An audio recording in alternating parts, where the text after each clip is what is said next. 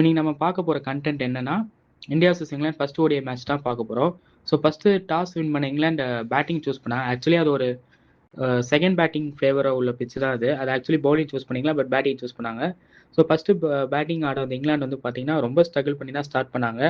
Jacob Bethel ஒரு 14 of 31 balls அடிச்சாரு.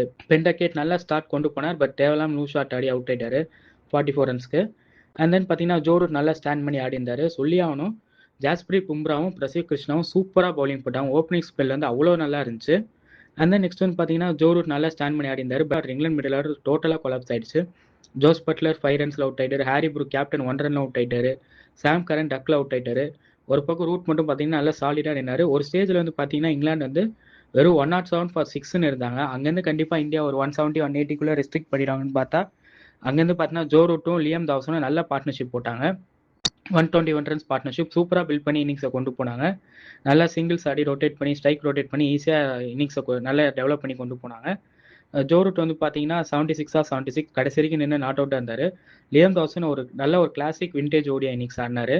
68 of just 83 balls, அதில் 6 4 ஒரு 6 அடிச்சாரு. ஸோ நல்லா இருந்துச்சு அவர் இன்னிங்ஸ் பார்க்க. ஃபைனலாக இங்கிலாந்து வந்து பார்த்தீங்கன்னா 258க்குலாம் ஆல் அவுட் ஆயிட்டாங்க. ஒரு ஸ்டேஜில் இந்தியா வந்து கண்டிப்பாக ஒரு 170 180 ரெஸ்ட்ரிக்ட் பண்ணாங்க. பார்த்தா 270 258 வரைக்கும் விட்டுட்டாங்க டார்கெட்டை. ஸோ அதுக்கப்புறம் பேட்டிங் செகண்ட் டார்கெட்டை சேஸ் பண்ண வந்த இந்தியா வந்து பார்த்தீங்கன்னா சுக்மன் கில் நல்லா ஸ்டார்ட் பண்ணார். அவர் ஸ்டார்ட் வந்து பண்ண ரொம்ப இம்ப்ரெசிவாக இருந்துச்சு. நல்லா அட்டாக்கிங்காக ஸ்டார்ட் பண்ணார். பட் அந்த எதர் ஹேண்ட் ரோஹித் சர்மா வந்து கொஞ்சம் ஸ்ட்ரகிள் பண்ணியிருந்தார். அண்ட் அட் தி எண்ட் ஒரு 11 ரன்ஸில் அவுட் ஆயிட்டாரு. அவர் அவுட் ஆனப்போ ஸ்கோர் வந்து பண்ணால் 43 ஃபார் 1 இருந்துச்சு. கோலி வந்தார், நல்ல ஒரு ஷாட் அடிச்சார் பவுண்டரி. ஆனால் திருப்பி வந்து அவரும் 5 ரன்ஸில் அவுட் ஆயிட்டாரு.